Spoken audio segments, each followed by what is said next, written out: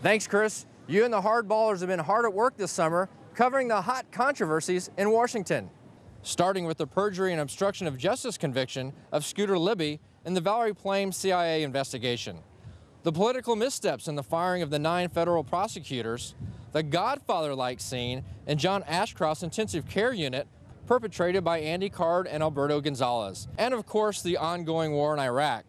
But for all your hard work in covering these issues, the big question remains: do these inside the Beltway controversies resonate with the electorate across the country?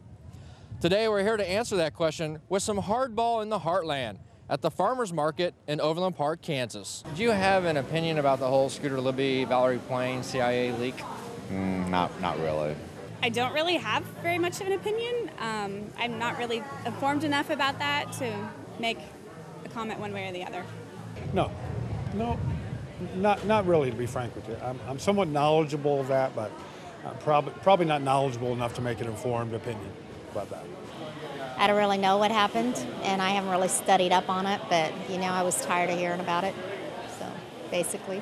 If you are the Bush administration or a Republican presidential hopeful in '08, you might prefer those voters that don't have an opinion on these issues, because when an opinion is formed by an independent swing voter, it's not going to be music to the GOP ear. What's your sense of the 9 federal prosecutors that were fired? Well, and that one I haven't followed very closely. I think the whole Alberto Gonzales thing is sad. First of all, I think he probably wasn't as qualified as we think he was, and I don't think he was looked at very closely. The whole Republican control everything, there was no balance of power to begin with, so I think that him, along with a lot of other of the current appointees, were not very well scrutinized, and so I think we have a lot of people in place who don't know what they're doing to begin with. So I think this is just something that happens when you put people in place that don't know what they're doing, starting with the president. I think it's a huge cover-up. I think that's why Karl Rove has left office. I think he knows a lot more than he's telling. Issues are not the only thing on voters' minds.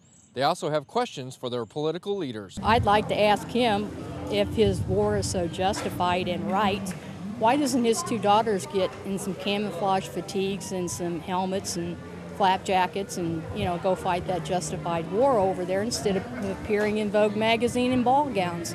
And, he's got a son-in-law that's coming into the family. He looks primed to go in and put on a uniform and fight for his future father-in-law's just war. What do you think we should do about Iraq now that we're there? Well, unfortunately, he got us in a mess. And I supported him until when he was in Afghanistan, but when he took that U-turn and went into Iraq, I washed my hands clean of him. However small the sample today, voters may be ahead of the politicians with the number 2 issue on their minds. They keep talking about how great the economy is and what a great job George has done. My husband's been out of work for 6 months. I have about 6 neighbors within my recent vicinity who've had their spouses out of business for quite some time. And the problem is that, these people, and I'm not just talking about my own, I know a lot of people who've left 6-figure jobs and end up taking something for way less. So yeah, the unemployment may be down lower, but there's a lot of us in a lot worse situation than we were before. So I think economy is brushed over a lot.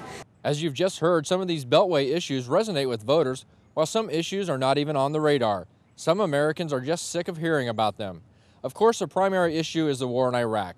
I get the sense, however, that when you combine all these issues together, the total effect is one of complete incompetence on the part of the Bush administration. The Iraq War debacle propelled the Democrats in 2006, and today when you combine the Iraq War with the Bush administration's incompetence, it may propel even greater change in '08.